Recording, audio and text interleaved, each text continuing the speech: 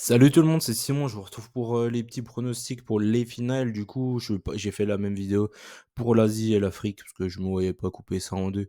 Alors qu'au final, c'est les deux finales des deux continents.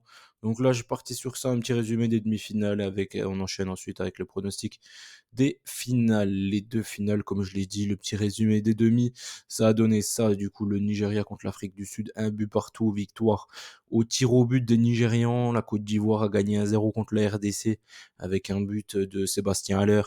Le Qatar et l'Iran, le Qatar a fait la surprise et la sensation en allant gagner à domicile bien sûr, mais quand même gagner contre cet Iran-là qui était vraiment ultra favori, je trouve, moi, des quatre demi-finalistes. La Jordanie a gagné 2-0 contre la Corée du Sud, amplement mérité au vu du match. Vraiment, il n'y avait pas photo entre les deux équipes. La Jordanie était bien au-dessus. Donc, ce que je peux voir, moi, en tout cas, dans ces matchs-là, c'est que le match le plus intéressant de très loin, c'était Qatar-Iran. Il était magnifique. Vraiment, de nombreuses occasions du côté des Iraniens, notamment Taremi, qui, moi, j'ai trouvé désastreux tout au long du match. Azmoun, il avait bien lancé la chose en faisant une petite retournée là pour mener 1-0. Après, le Qatar est revenu. L'Iran a mené, on va dire, ils étaient devant largement, au-dessus, pendant les 20-25 premières minutes. Après, jusqu'à la mi-temps, le Qatar était au-dessus. Ils ont profité d'une égalisation. D'ailleurs, il y a quand même une chose à noter, on y reviendra quand même après, on va en reparler comme plus du match. Le Qatar, jusqu'à la mi-temps, ils étaient vraiment au-dessus. Ça m'a surpris, les Iraniens, ils ont pris un coup sur la tête. Je n'ai pas trop bien compris pourquoi, mais bon, voilà.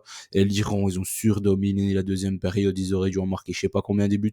Mais les Qataris, ils sortent de nulle part. Il y a Afif, il fait une compétition de fou furieux. Il est monstrueux, lui, sur cette compétition-là. Voilà. Au final, les Qataris ont gagné contre l'Iran, hein, une grosse surprise, mais bon, ils sont quand même à la maison. Mais par contre, il n'y a pas eu d'effet d'arbitrage, ce genre de choses. Limite, le penalty iranien, il était plutôt discutable, on va dire. Donc, à voir. Du côté des Jordaniens, du coup, contre les Coréens, là, pareil, il n'y a pas eu match. La Jordanie, ils auraient dû en mettre 3, 4. Et après, ils ont eu une grosse baisse de régime les 20 dernières minutes contre la Corée. Mais dans tous les cas, ils ont dominé, mais vraiment de la tête et des épaules ce match-là. Je suis quand même bien surpris. Le Nigeria, l'Afrique du Sud, ici, les Nigérians, ils ont. Enfin, non, on va dire pendant 70 minutes, le match, c'était quand même une purge. Franchement, les Sud-Africains.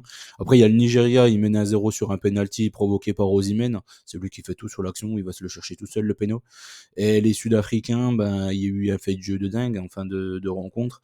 Avec un deuxième but nigérian, il revient une faute au préalable sur un Sud-Africain dans la surface, du coup pénalty pour l'Afrique du Sud, ce qui a donné l'égalisation aux Sud-Africains.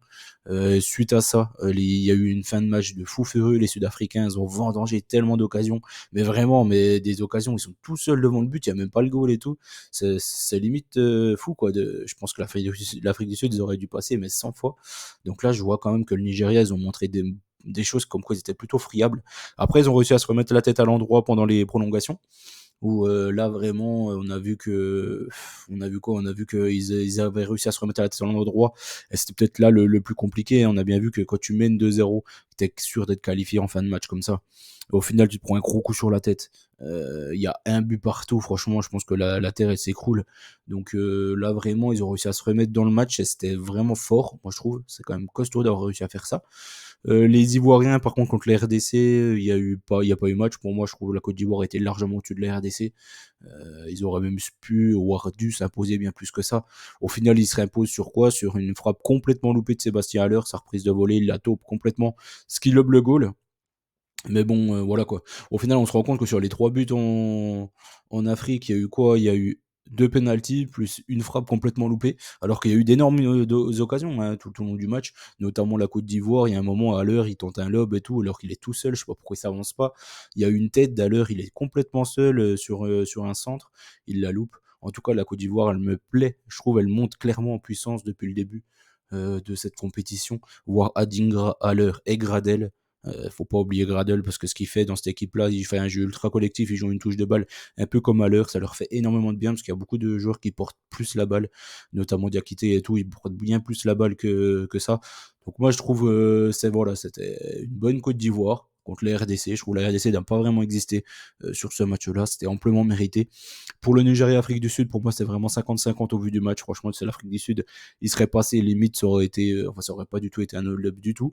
Qatar-Iran, je pense que la meilleure équipe, c'était quand même l'Iran. Mais bon, le Qatar, ils ont eu énormément de chance aussi. Le premier but qui marque, c'est une frappe contrée, un gros coup de chatte, qu'on se le dise. Et le troisième pareil, l'autre il loupe complètement sa frappe, elle revient sur Al-Mouezali, qui la met bien du coup. Mais bon, au final, il y a eu quand même deux buts, franchement, c'est abusé. Il y a juste eu un beau but de Afif, il met vraiment une belle frappe. Les Jordaniens, il n'y a rien à dire pour moi sur la qualif. Il y a eu un magnifique but, même le premier du 9 jordanien, je ne sais plus comment il s'appelle, on le verra de toute façon dans les buteurs après. Mais il y a Altamari qui met un beau but aussi, le deuxième. Franchement, il est propre. Donc voilà. En tout cas, 4 matchs de penalty. 4 matchs, 3 penalty, mais bon, des penalty dans 2 matchs. Donc ça fait dans 50% des matchs. Donc c'est quand même beaucoup. Il y en a eu du coup, comme je l'ai dit, pour l'Iran et pour le Nigeria et l'Afrique du Sud. Donc ça fait 2 matchs sur 4. Ce qui fait 50%. Donc on en reparlera un peu plus tard. Comme je vous ai dit, je vous ai présenté ça un peu différemment ce coup-ci. Je vous ai mis les 2 finales ensemble. C'est-à-dire que on va les voir comme ça.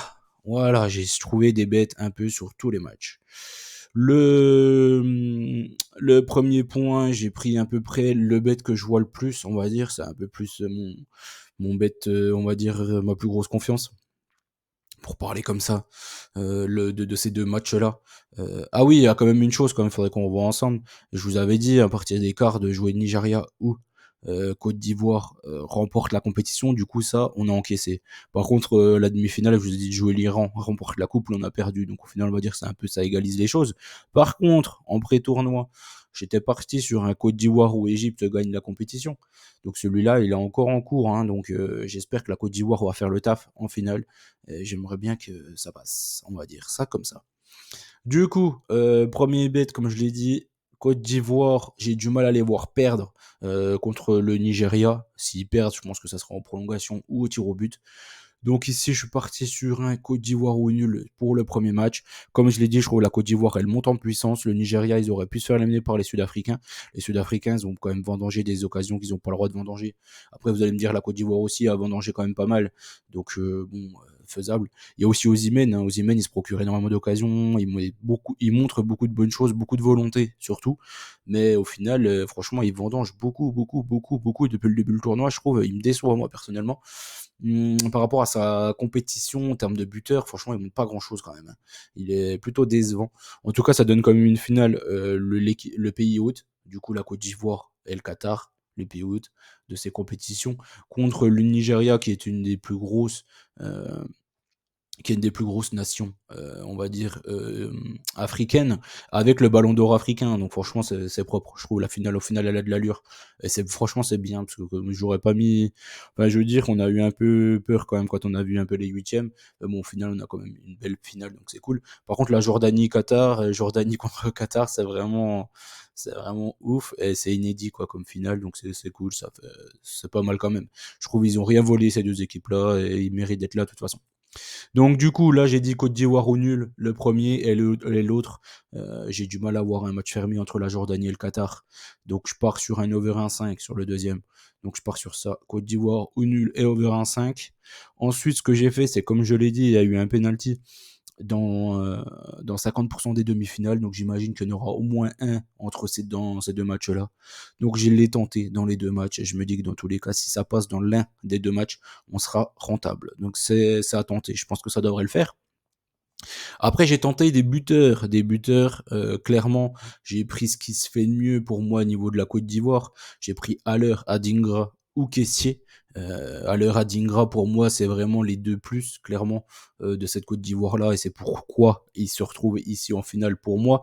C'est qu'ils ont vraiment manqué au début de tournoi. Et depuis qu'ils sont là, c'est quand même une autre Côte d'Ivoire qu'on voit.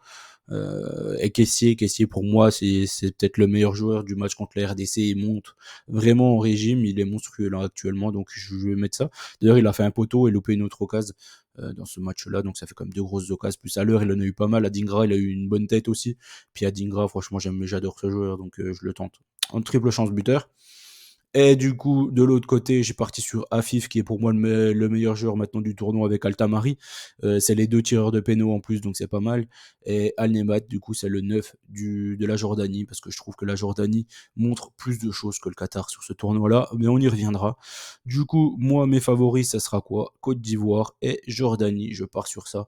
Jouer un match nul entre la Côte d'Ivoire et le Nigeria. J'ai mis en vainqueur de la compétition, bien évidemment, je ne le jouerai pas parce que je les ai déjà en pré-tournoi, donc ça me sert strictement à rien. Et la Jordanie, je pense que je vais me les tenter dans un FN. Pourquoi? Parce qu'ils ont une grosse cote et que je pense qu'ils ont totalement les capacités de passer contre ce Qatar-là. Et je vois pas mal de buts, donc je tenterai aussi le Afif Altamari Al-Nemat over 1-5, le trio. Je pense qu'il peut aussi passer.